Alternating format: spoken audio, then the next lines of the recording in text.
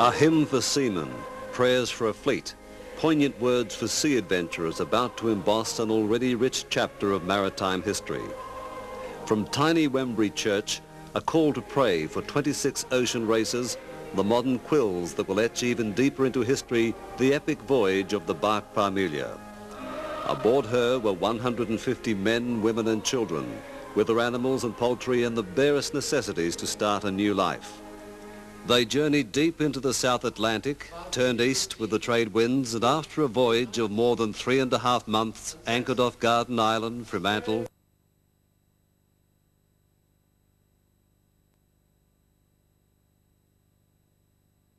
People, of course, associate Western Australia's first history with the barkentine Parmelia. But in Plymouth there's another close link, an even more direct link, and it's this beautiful old church in Wembury, the Wembury Parish Church, which dates back to ancient Saxon times. This church has as a major pillar the Lockyer family. Major Edmund Lockyer, the first man to raise the Union Jack in Western Australia at Albany in 1827, was one of its staunchest members. So with that link in mind, Western Australia's Minister for Tourism, Graham McKinnon, and a dozen other Way 79 dignitaries came to this historic church for a rather remarkable service. The Bishop of Plymouth, the Right Reverend Cartwright, led prayers for the safety of the Parmelia fleet on its historic voyage to Fremantle. The 1,000-year-old church was decorated with displays of artwork created for the occasion by the schoolchildren of this quaint Devon village. It all had a West Australian flavour, for today was West Australian Day in Wembury. The village has taken a close interest in the Parmelia race, for it has always lived as one with the sea. Two boats they prayed for today was the French-entered Anitra and the tiny British sloop Mabina. They set off from the Royal Western Yacht Club in fair winds yesterday, which they hope will carry them to Cape Town in about 55 days. Anitra, a huge ketch skippered by Gilbert Malka, is one of the most beautiful yachts in the race. Malka has been preparing for 2 years for this voyage, but Mabina is the smallest yacht in the entire fleet. But his skipper, Peter Morris, is confident of being in Fremantle on the target date of November the 25th. Assembled in the famous Mill Bay dock in Plymouth amidst the tragedy of Fastnet. That August storm left an eeriness over Mill Bay that the racing men will never forget.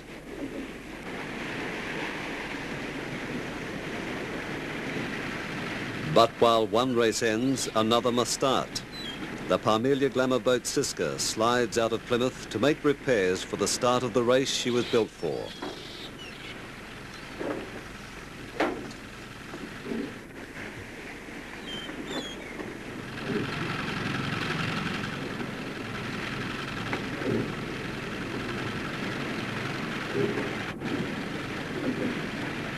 "26 yachts will set sail for Cape Town in 2 classes, the IOR races and the Open Division cruises. It's a staggered start, aimed at bringing the fleet to Cape Town and Fremantle en masse. The target date for Fremantle, November the 25th for the cruises, November the 22nd for the races. It's a race in reverse for the largest inter-ocean fleet ever assembled, an 11,300 nautical mile dash in the 150-year-old wake of the Parmelia.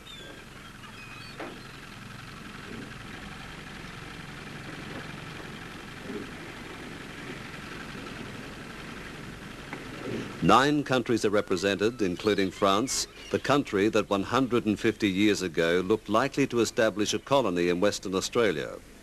The Parmelia sailed specifically to prevent that possibility. Captain James Stirling would have known this place well, the Plymouth Barbican, or Quayside. It was from this place that so many new nations took their first steps. Its limestone harbours and cobbled streets have known the likes of Drake, Raleigh and Hawkins. In fact, Drake and Raleigh both had houses in the Barbican, a place that oozes maritime history. The Barbican had its beginning in Saxon times, but it only developed into a thriving port in the 16th century, in Elizabethan times. Life in the Barbican boomed until the mid-19th century, when many of the wealthy people began moving into the Plymouth countryside. The Barbican quickly fell into disrepute and became a haven for vagrants. Disease was rampant, and the place became one of the most notorious seaports in all of Europe. Life there was grim indeed until church workers in the early 1900s helped restore order. About the time order was being restored, the bark Parmelia sailed into the quayside for the last time, her mission accomplished.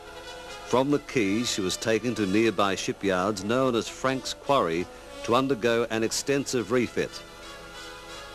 But on the night of May the 1st, 1839, the 443-ton merchantman caught fire. In less than 4 hours, the vessel was burned to the waterline. Efforts to save the ship were fruitless. Some timbers from the aft sections were saved, and historians believe these were used in nearby buildings. And so the Parmelia met a fiery end. She had been built in 1825 in Quebec and was due to be returned to her home port. No relics of the great ship have been found, despite an exhaustive search by historians.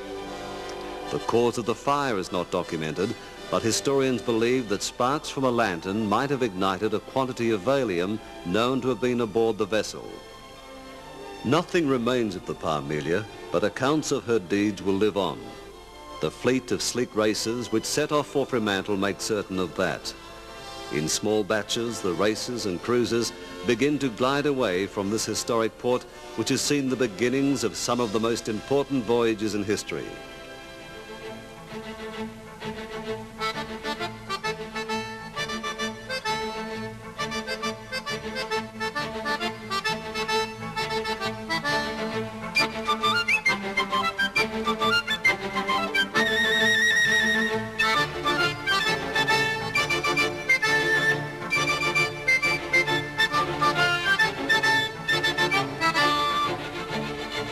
In the staggered start, the faster IOR boats are the last to leave Mill Bay docks. They are the pursuit boats. They lay in port for the countdown to begin. Crews make final preparations. Some of the boats, like the Parmelia, which took part in the Fastnet race, have repairs to be carried out.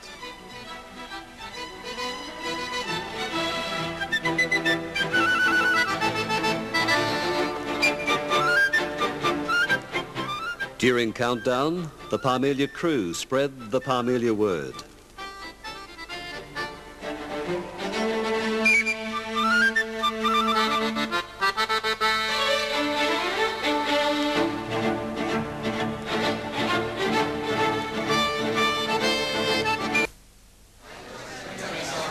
"150 years ago, the Parmelia sailed from under the shadow of the Plymouth Hoe, or High Hill, as was once called, with a few cheers and a few tears to send her on her way. But for today's racing men, things are a little different. The American mining giant, Amex, sees the 26 yachts off in grand style. Under this giant marquee, erected on Plymouth Hoe, the place where Sir Francis Drake played his legendary game of bowls, began the party to end all parties. Plymouth has never seen the like, as 500 specially invited guests toasted the Parmelia race with imported wines. They ate king prawns flown in from Perth and sipped fine ports, Havana cigars, orchids and roses, the best that money could buy. That was the way the Parmelia race was sent on its way, a send-off that Plymouth will perhaps never see the like of again.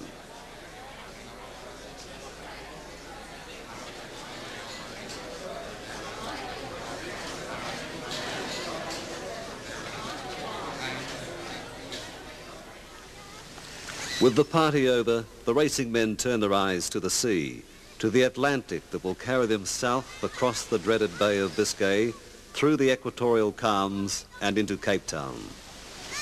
The IOR fleet is laden with sophisticated racing machines which will slice through the Atlantic in a way that Captain Stirling and his seamen could never have imagined possible.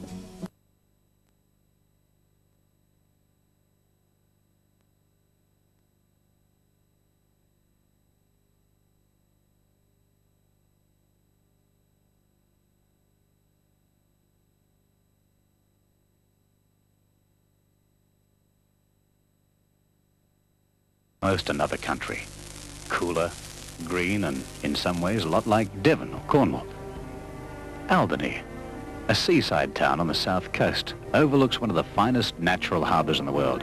The inhabitants of Albany staunchly maintain that Western Australia's first settlement took place not in 1829, but here, 2 years earlier. Like the man said, that was Albany in the southwest of Australia, with its uncanny resemblance to the southwest we all know.